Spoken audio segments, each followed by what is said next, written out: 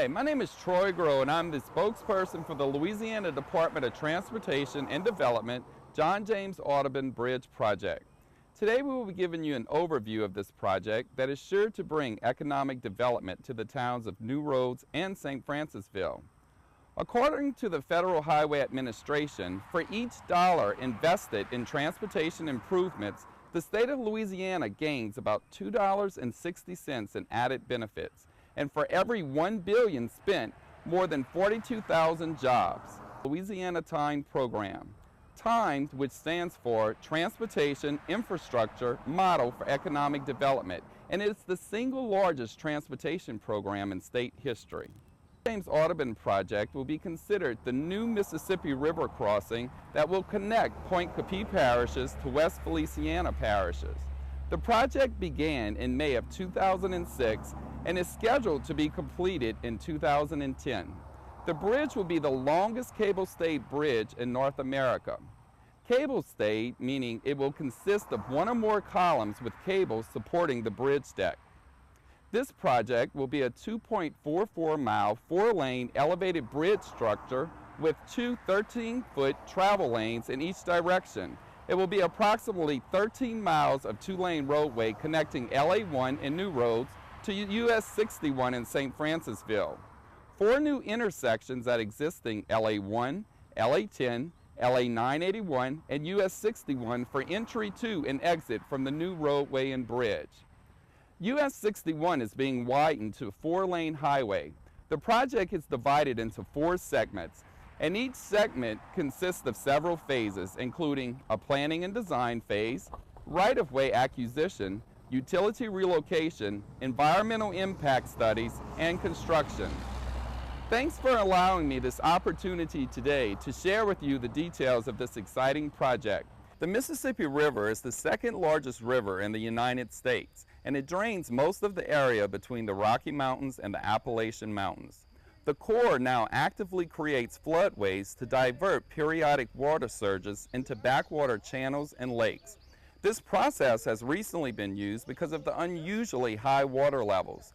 You may be asking how the high river stages has affected the John James Audubon Bridge project.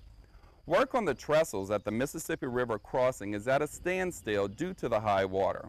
These trestles will be used as a work platform, so construction on the bridge will happen from these trestles rather than barges, so fluctuations in the water in the future should not affect the progress of the main structure once the trestles are complete. Work has continued on 13 miles of 2-lane roadway approaches and 8 conventional bridges. Work is also being done in the prefabrication yard where testing is being performed on the jacking system used for lowering and raising precast formwork panels. Piles are currently being driven for many of the conventional bridges. Grading and drainage work continues on the west side, and work on the trestles will resume when the water level is safe to do so and is being monitored on a daily basis. Here we have some stages of the construction of the bridge. We start by driving the piles in the ground, and then we prepare for the formwork of the pile cap, and we install a pre-assembled rebar cage on top. Then the formwork will be assembled around the rebar cage and the concrete is poured. At this stage we shall install the precast girders on top of the pile caps, and we shall have already the first image of the deck of the bridge. We shall then install the stand-in-place formwork in between the girders, and then the concrete deck will be poured on top. These we can see further on the bridge. Yes, this unit is part of the main bridge, is the low-level approach.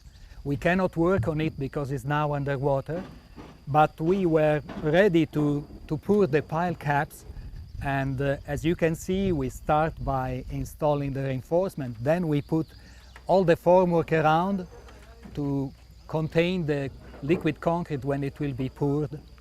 And then after a few days of curing, after 7 days of curing, we shall have our concrete pile cap ready, and could be the formwork can be stripped, and we shall have.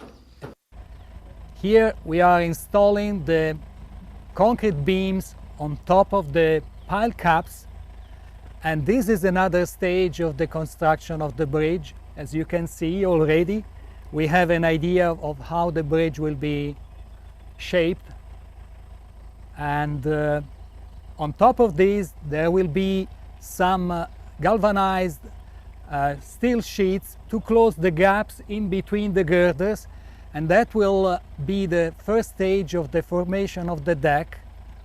On top of these galvanized sheets we shall place again the reinforcement. On top of the reinforcement we shall pour the concrete, and our deck will be ready. This is the following stage. We have some galvanized plates that are placed in between the girders, and they are welded to some L inserts, and you can see how the deck is being formed. On top of these we shall put the reinforcement, and again the concrete will be poured after that.